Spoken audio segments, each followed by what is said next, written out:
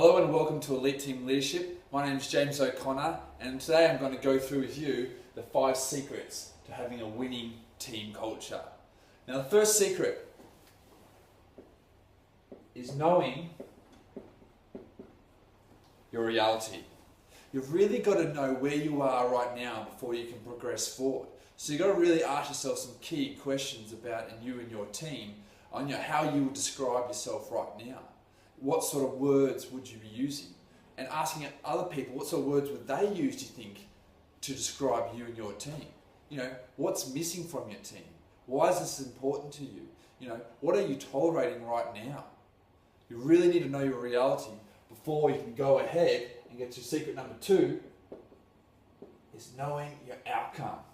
This is so important. You've got to be crystal clear on knowing your outcome and knowing exactly what you want. Because knowing your outcome, it's a bit like being in a boat and you pull out your compass to find out where you want to go. The outcome and knowing exactly what it is the coordinates that's going to pinpoint exactly where you want to go and want to be. So you need to make sure your coordinates is really spot on so you achieve it. Because once you've set it, you can go straight towards it rather than float around out in the ocean for days on end not getting anywhere. You need to know your outcome. And with that outcome, you got to ask yourself some really key questions. At the end of the day, after say 10 years time, once you've been finished being a part of this team, how do you want to be remembered? What sort of legacy do you want to leave behind? How do you want people to talk about you in future? Those are the sorts of things you need to ask yourself and your team members going forward. What do you actually want to achieve from this, and why is it? That's the key. You need to know your outcome, exactly what you want to be and what you want to achieve.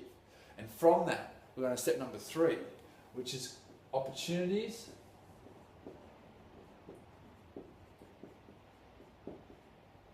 plus actions. Now, opportunities plus actions is what's going to bring this to life. What's going to breathe and make this come to existence.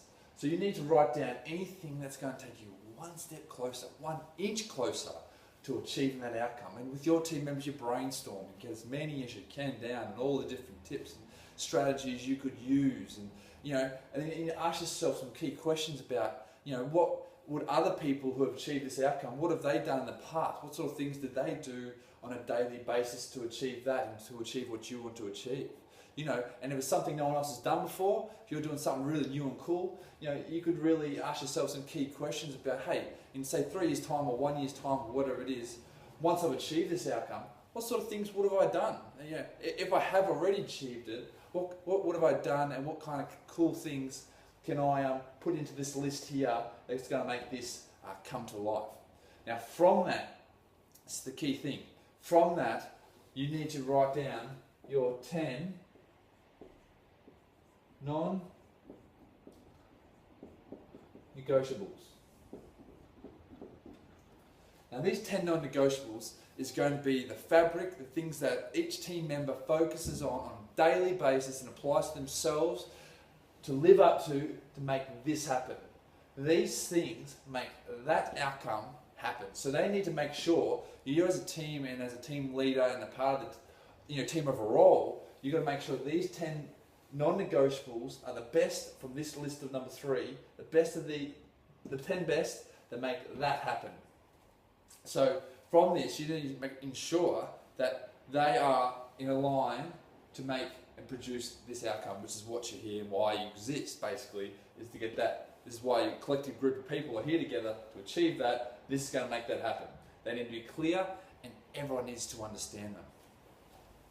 The final one is a review plus feedback. You need to hold review sessions about these 10 non-negotiables. You need a month or 2 after you've set them, after you set your outcome, after you've got your 10 non-negotiables, and you need to go forward and look into a review session to find out what's working, what's not working, and really have look at the whole team and getting some clear feedback on overall how they're going against this outcome. So the feedback particularly needs to be based on individual some feedback as well. You need to really make sure that each individual has a clear understanding from the group, from the team, about how they stack up against these 10 non-negotiables. Because if they stack up well, that's going to happen. So usually they're going to need to work on a few. And when you have, say, a football team, you've got 22 players and 22 team members, if you can get them all improving in a few of their softer areas and become strong in them, strong in these 10 non-negotiables, that's your team and club and community group or corporate team or whatever it is, whatever team you're a part of, once that's set, and once you become strong at that, that happens. And this is why you exist. This is why you want. This is what you want to be. This is what you are aiming for. This is why you get out of bed in the morning, is to achieve that. So that's your 5. Now, since you've come this long, I've got one more bonus one that you need to put into practice when you're doing this. You need to, big letters here, well, big enough. You need to celebrate. Now, you need to make sure that you plan exactly how you're going to celebrate once you achieve this, because this is going to happen. Like, this is what you're about. This is what you're doing.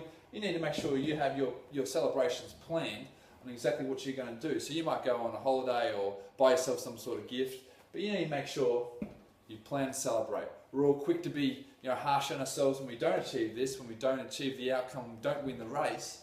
But so we need to make sure we celebrate, because a lot of people forget to do that and give themselves a real well-earned pat in the back. And you could even spread them out as you achieve steps on your way to achieving this outcome. Why is it important? Because this is going to be challenging. This is going to make you grow. This is what's really going to bring the best out of you. And so from this, to have this in mind, gives you the extra motivation, gives you the extra drive to know that once you've got that, you can celebrate with whatever gets your juices flowing down here and really gets you excited. So I hope you really enjoyed this. I hope you got a lot out of it on the 5 secrets to having a winning team culture. Thanks very much, and I'll speak to you soon.